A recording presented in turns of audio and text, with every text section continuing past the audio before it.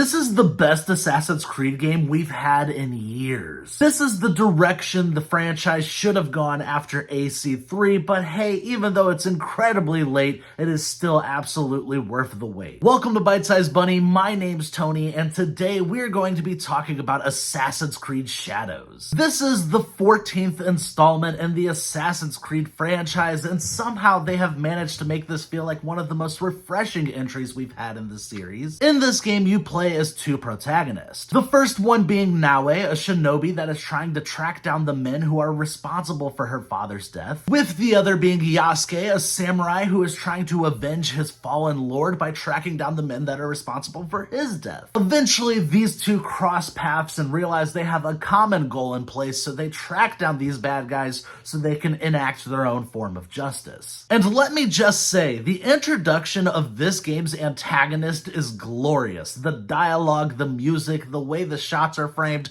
it all feels like it is heavily inspired by Tarantino, and at this point in the game, I knew I was all in. From a gameplay and narrative perspective, I really liked both of the protagonists in Shadows. I really loved the setup for Yasuke's story, and I enjoyed getting to watch how his story continued to unfold, as well as how his character arc progresses. With his gameplay, you feel like an overpowered badass that can just tear through your enemies with ease, which is a lot of fun at first. Personally, I was a little worried that it was going to quickly grow tiring after a point. And after a point, I did find myself naturally gravitating towards the gameplay style that is attached to our other protagonist in this game. But I still think that what they crafted with Yasuke's character is really solid, and if you're a fan of the more face-to-face combat gameplay that is attached to the RPG installments in Assassin's Creed, that this is going to be right up your alley. But then we've got Naue, and Naue quickly became my favorite of the two protagonists, both from a story standpoint as well as a gameplay standpoint. This game does a really great job at taking its time to establish this character and getting you to like her before you embark on your quest for revenge. And that revenge story, while simple, does work for the most part. There are some really high highs that are very satisfying to watch unfold. But while this group of antagonists has an incredible introduction, unfortunately some of the characters are extremely forgettable despite their cool character designs in that intro. While the story does have some dips in its pacing due to some of the dull antagonists you face,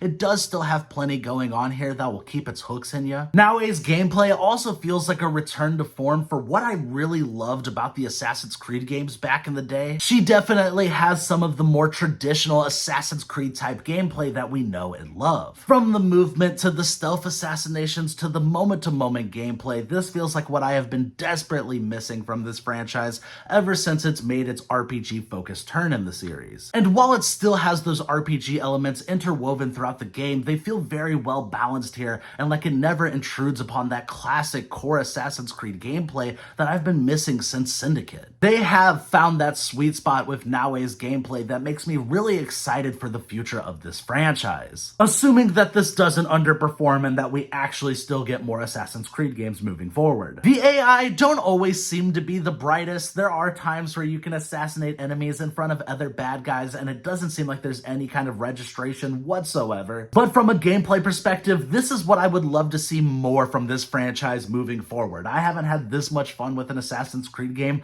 probably since AC3 released. Really, my biggest issue with AC Shadows is its third act. The story in the last act of this game almost feels like it was pulled from an entirely different game and they just wanted to cram it in here at the last minute. And it does make it feel really messy and aimless during those last 5 to 6 hours in this 30+ hour campaign. So when the credits do eventually begin to roll on AC Shadows, it left me feeling really underwhelmed and bewildered by why they didn't just wrap up the story in that second act. Especially since the second act of this game has a moment that actually feels like you are gearing up towards the finale of this game. But instead, you get an interesting concept that feels like it could have been an entire sequel for Shadows, just crammed in at the finish line. Overall, is this the best Assassin's Creed game? It's pretty close. It definitely cracks my top 3. Brotherhood still maintains that #1 spot for me. Shadows is a great addition to the Assassin's Creed franchise, and I'm really excited for the future of this series.